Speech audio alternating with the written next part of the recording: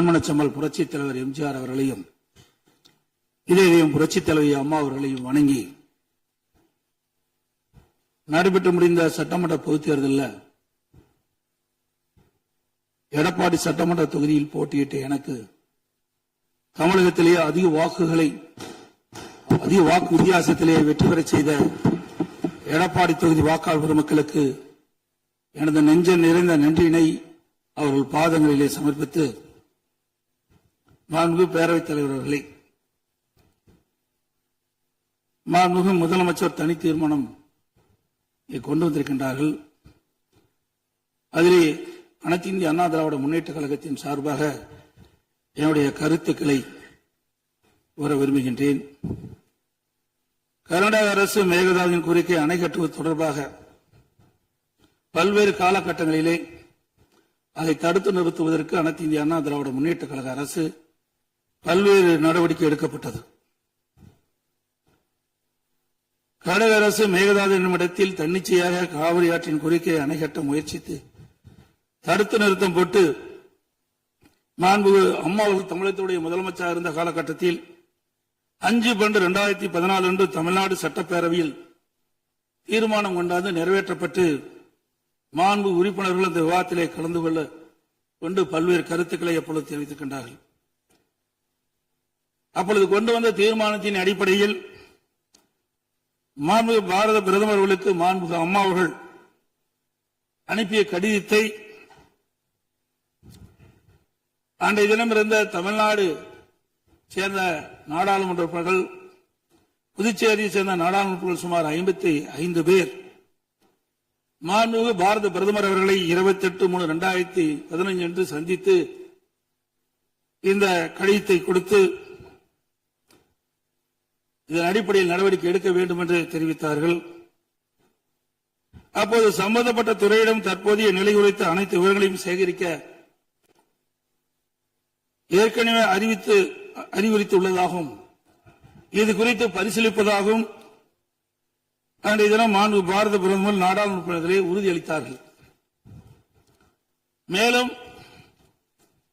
மாண்பு அம்மா அவர்கள் தமிழகத்தில் முதலமைச்சர் இருந்த காலத்தில் 25/4/2015 அன்று மாண்பு பாரத பிரதமர்களை நேரிலே சந்தித்து மேகதாது திட்டத்தினை கர்நாடக அரசு செயல்படுத்தக்கூடாது என கர்நாடக அரசுக்கு அறிவுறுத்தபடி கோரிக்கை விளக்கென கடிதம் பிரதமருக்கு அளித்தார்கள். மாண்புமிகு அம்மா அவர்கள் முதலமைச்சர் இருந்த காலத்தில் மாண்புமிகு பாரத பிரதமரிடம் 7/8/2015 மற்றும் 14/6/2015 ஆகிய நாட்களில் நேரில் சந்தித்து மேகதாது திட்டத்தினை கர்நாடக அரசு செயல்படுத்த அனுமதிக்க கூடாது என்று வலியுறுத்தினார்கள். மாண்புமிகு புரட்சித் தலைவி அம்மா அவர்கள் மேகதாது அணை உட்பட காவிரி ஆற்றின் குறுக்கே கர்நாடக அரசு காவிரி நடுவர் மன்ற இறுதி ஆணையை மீறும் வகையிலும் தமிழ்நாடு அரசின் இசைவு பெறாமலும் எந்த ஒரு திட்டத்தையும் செயல்படுத்த உத்தேசிக்குமானால் தமிழ்நாட்டின் உரிமையை நிலைநாட்ட சட்டப்பூர்வமான அனைத்து நடவடிக்கைகளும் தமிழ்நாடு அரசு மேற்கொள்ளும் என 18/8/2016 அன்று இம்மாமன்றத்தில் 110 விதியின் கீழ் உறுதிபட தெரிவித்தார்கள். இதற்கிடையில் மாநில அரசுகள் தாக்கல் செய்த சிவில் வழக்குகள் விசாரணைக்கு உகந்ததா என்பது பற்றி உச்சநீதிமன்றத்தில் சம்பந்தப்பட்ட மாநிலங்கள் மத்திய அரசுடன் வாதிட்டன. 9/12/2016 அன்று உச்சநீதிமன்றம் அளித்த ஆணையில் இம்மனுக்கள் உச்சநீதிமன்றத்தின் விசாரணைக்கு உகந்தவை என தீர்ப்பளித்து அதன் பின்னர் ஜூலை 2017 முதல் செப்டம்பர் 2017 வரை இறுதிக்கட்ட வாதங்கள் உச்சநீதிமன்றத்தில் நடைபெற்றன. இதில் கர்நாடக அரசு 9 நாட்களும், கேரள அரசு 2 நாட்களும், தமிழ்நாடு அரசு 13 நாட்களும், புதுச்சேரி மற்றும் மத்திய அரசு தலா 1 நாட்களும் தங்கள் வாதங்களில் நீதிமன்றத்தில் எடுத்து வைத்தன. அனைத்து தரப்பு வாதங்களையும் கேட்டிருந்த உச்சநீதிமன்றம் 16/2/2018 அன்று தனது தீர்ப்பினை வழங்கியது.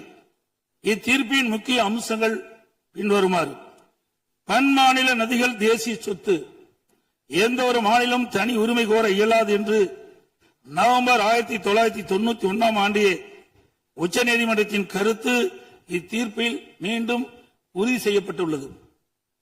1892 மற்றும் 1924 ஆண்டிய ஒப்பந்தங்கள் செல்லத்தக்கதல்ல என்ற கர்நாடகின் வாதம் ஏற்றுக்கொள்ளப்படவில்லை. கர்நாடக அரசு தமிழ்நாட்டின் பாசன பரப்பான 24.708 லட்சம் ஏக்கர் என்பதை 21 லட்சம் ஏக்கர் என குறைக்க வேண்டும் என நடுவர் மன்றத்தின் முன் வாதிட்டது. இதனை காவிரி நடுவர் மன்றம் ஏற்றுக்கொள்ளாமல் தமிழ்நாட்டின் பாசன பரப்பு 24.708 லட்சம் ஏக்கர் என அதன் இறுதி தீர்ப்பில் குறிப்பிட்டுள்ளது. இதனை உச்சநீதிமன்றம் ஏற்றுக்கொண்டுள்ளது. உச்சநீதிமன்றம் தற்போது பிறப்பித்த ஆணைக்கு பாதகம் ஏதும் இல்லாமல் காவிரி நடுவர் மன்ற இறுதி ஆணைப்படி மாதாந்திர அடிப்படையில் 15 ஆண்டுகளுக்கு தமிழ்நாட்டிற்கு நீர் வழங்கப்பட வேண்டும் என்பது உறுதிப்படுத்தப்பட்டுள்ளது. உச்சநீதிமன்றம் அனைத்து மாநில வாதங்களையும் முழுமையாக கேட்டிருந்த பின்னர் கீழ்ப்படுகை மாநிலங்களின் ஒப்புதல் இல்லாமல் மேல்படுகை மாநிலங்களில் எவ்வித கட்டுமான பணிகளும் மேற்கொள்ளக்கூடாது என தெளிவான தீர்ப்பை வழங்கியுள்ளது. மேகதாது திட்டத்தை செயல்படுத்தக்கூடாது என்ற நமது நிலைப்பாட்டை உச்சநீதிமன்ற தீர்ப்புக்கு முன்னரும் பின்னரும் 25/2/2017, 27/2/2017, 4/9/2018, 8/10/2018 மற்றும் 2/11/2018 ஆகிய நாட்களில் நான் முதலமைச்சர் இருந்த காலத்தில் மாண்பு பிரதமர் அவர்களுக்கு கடிதங்கள் மூலமாகவும் நேரடியாகவும் சந்தித்து அணை கட்டுவதற்கான அனுமதியை மத்திய அரசு வழங்கக்கூடாது என்று தொடர்ந்து வலியுறுத்தி கேட்டுக் கொள்ளப்பட்டது. மேலும் 5/7/2017 மற்றும் 23/11/2017 ஆகிய நாட்களில் மத்திய நீர்வள ஆதாரத்துறை அமைச்சரையும் நேரிலே சந்தித்தும் கடிதங்கள் வாயிலாகவும் கர்நாடக அரசுக்கு மேகதாது அணை கட்ட எவ்வித அனுமதியும் மத்திய அரசு வழங்கக்கூடாது என வலியுறுத்தப்பட்டது. ஏற்கனவே உச்சநீதிமன்றம் பெங்களூரு நகரின் குடிநீர் தேவை உட்பட பிற பயன்பாட்டுக்காக 14.75 டிஎம்சி அடி நீரை கர்நாடக அரசுக்கு கூடுதலாக அளித்து உத்தரவிட்டுள்ளது. இந்நிலையில் மீண்டும் பெங்களூரின் குடிநீர் தேவைக்கென 67 டிஎம்சி அடி நீர் கொள்ளளவு கொண்ட மேகதாது அணையை கட்ட கர்நாடக அரசு முயற்சிப்பது தமிழ்நாட்டை பாலைவனமாக்கும் உள்நோக்கம் கொண்ட ஒரு செயலாகும். எனவே இவ்வணை கட்டப்பட்டால் தமிழ்நாடு மக்களின் வாழ்வாதாரமும் உரிமையும் கடுமையாக பாதிக்கப்படும்.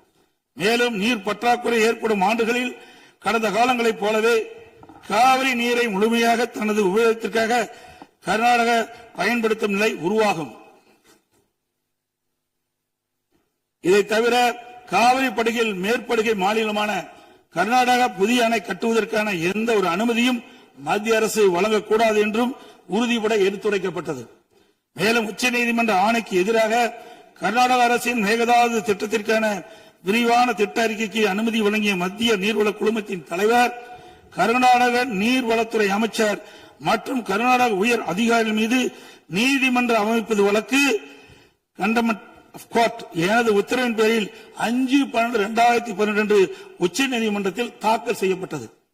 மீண்டும் மேகதாதில் புதிய அணை கட்ட விரிவான திட்ட அறிக்கை தயாரிக்க மத்திய நீர்வள குழுமம் கர்நாடக அரசுக்கு அளித்துள்ள அனுமதியை திரும்ப கோரி மத்திய அரசை வலியுறுத்தி தமிழ்நாடு சட்டப்பேரவையில் 6/12/2018 அப்போது முதலமைச்சர் இருந்த நான் கொண்டு வந்த தனி தீர்மானத்தை ஒருமனதாக நிறைவேற்றப்பட்டது.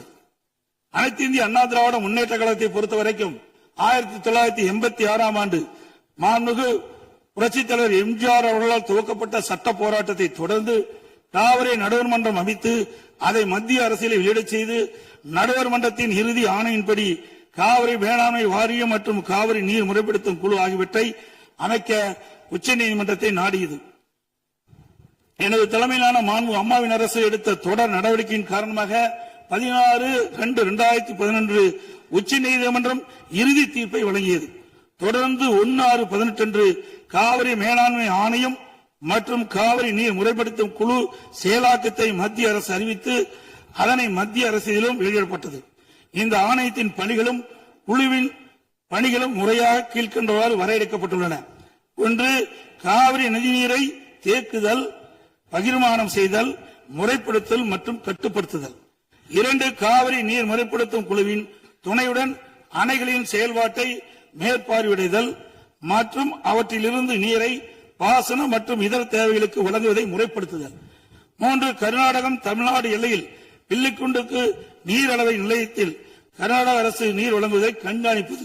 இவற்றை தவிர வேறு பணிகள் எதுவும் மேற்கொள்ள இந்த ஆணையத்துக்கு எவ்வித அதிகாரம் இல்லை. இந்நிலையில் 1/2/2024 அன்று ஆணையத்தின் வரையறுக்கப்பட்ட பணி வரம்புக்கு அப்பாற்பட்டு மேகதாது அணை கட்ட பற்றிய விவாதத்தை 28வது காவிரி மேலாண்மை ஆணைய கூட்டத்தில் அறிவித்தது. அப்போதைய திமுக அரசு இதனை கடுமையாக எதிர்த்து வெளிநடப்பு செய்தது குறித்தும் ஆணையம் அதன் அதிகார வரம்பிற்கு சம்மதமில்லாத மேகதாது அணை கட்டுவது குறித்த கருத்தை மத்திய நீர்வள கமிஷன் பரிந்துரைத்துள்ளது குறித்து அப்போதைய திமுக அரசின் கவனத்திற்கு நான் கொண்டு வந்தேன். குறிப்பாக 14/2/2024 அன்று சட்டமன்றத்தில் நான் எங்களது ஆட்சி காலத்தில் கர்நாடக அரசு மேகதாது அணை கட்டுவது குறித்து விவாதிக்கும் அதிகாரம் ஆணையத்திற்கு இல்லை என்றும் 2018ஆம் ஆண்டு மேகதாது அணை குறித்து பிரச்சனை மத்திய நீர்வள கமிஷன் பார்வைக்கு சென்றபோது எனது அரசு 5/12/2018 அன்று மத்திய நீர்வள கமிஷன் என்ற இயக்குநர் மீது உச்சநீதிமன்றத்தில் நீதிமன்ற அவமதிப்பு வழக்கை தொடர்ந்து என்றும் இன்னும் அவ்வழக்கு நிலுவையில் உள்ளது என்றும் திமுக அரசு தொடர்ந்து நடத்திட வலியுறுத்தியோடு தமிழக நலன் பாதுகாக்கப்பட வேண்டும் என்பதையும் உறுதி செய்யும் வலியுறுத்தப்பட்டது. இந்த நிலையில நாம் ஏற்கனவே உச்சநீதிமன்றம் அளித்த தீர்ப்பு நமக்கு ஒவ்வொரு ஆண்டும் கர்நாடக அணையில் இருந்து 177.25 டிஎம்சி தண்ணீர் திறக்கப்பட வேண்டும். ஆனால் அவர்கள் முறையாக திறக்கப்படுவதே இல்லை.